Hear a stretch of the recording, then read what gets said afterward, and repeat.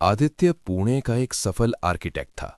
उसकी जिंदगी बाहर से पूरी तरह सुलझी हुई लगती थी, लेकिन भीतर एक ऐसी खामोशी थी जिसे कोई नहीं समझ पाता। 5 साल पहले एक सड़क हादसे में उसने अपनी होने वाली पत्नी सई को खो दिया था। उस दिन के बाद उसने खुद को सिर्फ काम में ही डुबो लिया था। एक दिन एक नए प्रोजेक्ट की मीटिंग के लिए वो एक कैफे में बैठा था। अचानक बाहर जोरदार बारिश शुरू हो गई। कैफे का दरवाजा खुला और एक लड़की अंदर आई। उसने अपने भीगे हुए बाल झटके और उसके पैरों की पायल की आवाज पूरे कैफे में गूंज उठी। आदित्य के हाथ में पकड़ा कॉफी का कप रुक गया।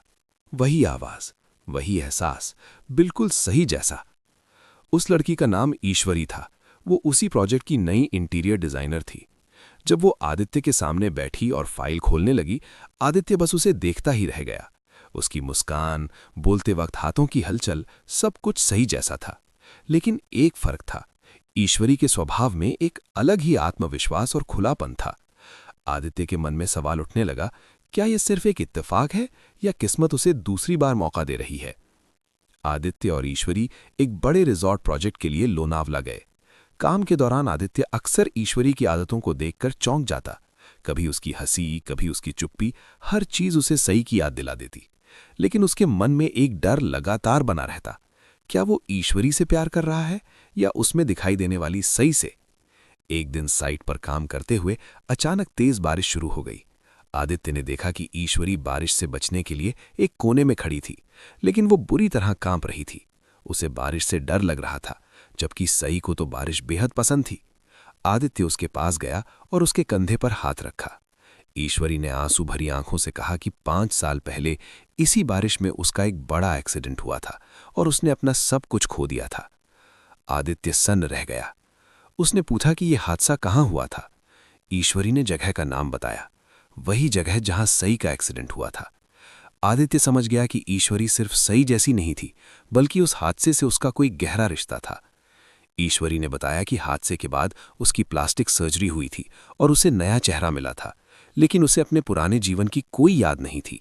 डॉक्टरों के अनुसार उसे एमनीजिया था। अब आदित्य के सामने दो सवाल थे। क्या ईश्वरी ही उसकी सई है जिसका चेहरा बदल गया है, या ईश्वरी वही दूसरी लड़की है जिसकी वजह से सई चली गई। आदित्य ने तय किया कि वो ईश्वरी के अतीत का सच जाने बिना चैन से नहीं बैठेगा। उसने 5 साल पुराने एक्सीडेंट की पुलिस रिपोर्ट दोबारा निकलवाई। रिपोर्ट पढ़ते हुए उसके हाथ कांपने लगे। उस रात एक नहीं बल्कि 2 गाड़ियों का एक्सीडेंट हुआ था। एक गाड़ी में सई थी और दूसरी गाड़ी में एक लड़की थी जिसे बचा लिया गया था। उस लड़की का नाम ईश्वरी था। सच सामने आ चुका था। ईश्वरी सई नहीं थी, वो वही लड़की थी जिसे सई ने अपनी जान जोखिम में डालकर बचाया था। आखिरी पल में सई ने उसे गाड़ी से बाहर धक्का दिया था। ईश्वरी का चेहरा हादसे में बुरी तरह जख्मी हो गया था, इसलिए उसकी सर्जरी हुई थी। आदित्य ईश्वरी से मिलने गया। आज उसे देखकर उसे सई की याद नहीं आ रही थी, बल्कि सई द्वारा दिए गए इस दूसरे जीवन की अहमियत समझ आ रही थी। उसने ईश्वरी को पूरा सच बता दिया। ईश्वरी रो पड़ी और पूछा कि क्या वो उसके सामने बसे की याद बनकर खड़ी है।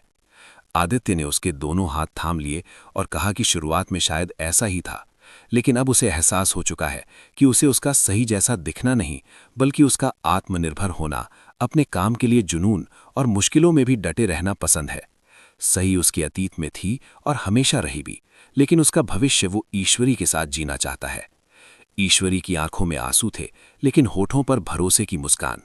उसे उसकी पहचान मिल चुकी थी और आदित्य को उसका दूसरा प्यार। बारिश अब भी हो रही थी, लेकिन आज ईश्वरी को उससे डर नहीं लग रहा था। आदित्य ने उसके लिए छतरी पकड़ी